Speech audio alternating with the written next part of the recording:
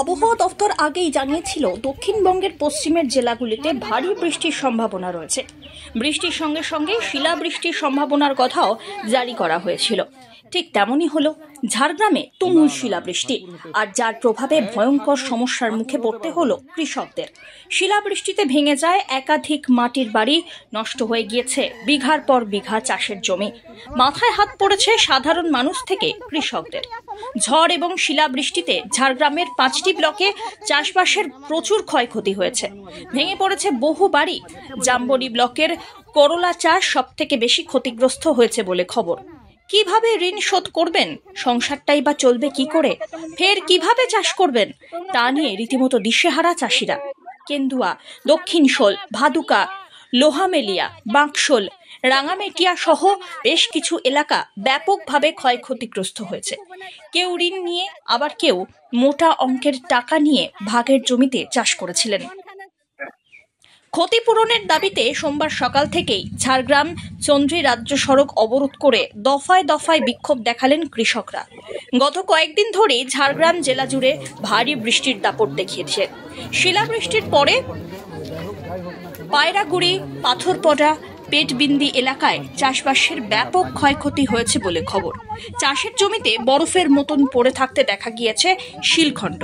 এদিকে ক্ষতিপূরণের দাবিতে হাতে প্ল্যাকার্ড নিয়ে বিক্ষোভ দেখান গ্রামবাসীরা। রাজ্য সড়কে দাঁড়িয়ে পড়ে যাত্রীবাহী বাস, এছাড়াও অন্যান্য যানবাহনও পড়ে সমস্যার মুখে।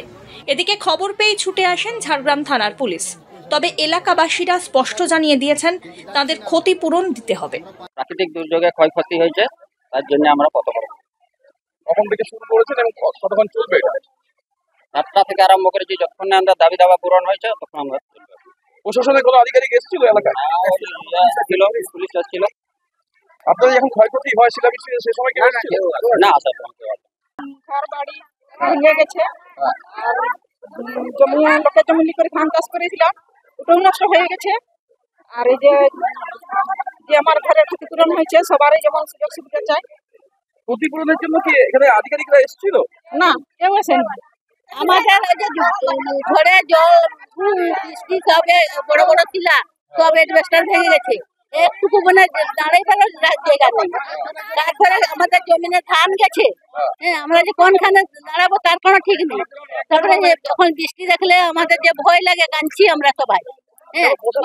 অফিসে সব কেউ আসেনি, কেউ দেখেনি, ঘরে ঢুকলানি বলে হ্যাঁ ঠিক আছে, একটা 500 টাকার দামের পলিথিন এখানে 200-250 ঘর গেছে, 10টা পলিথিন পেয়েছে।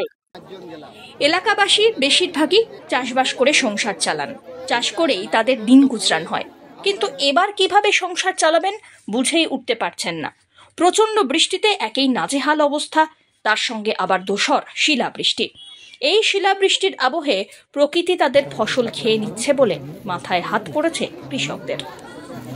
Bureau report, one India Bangla.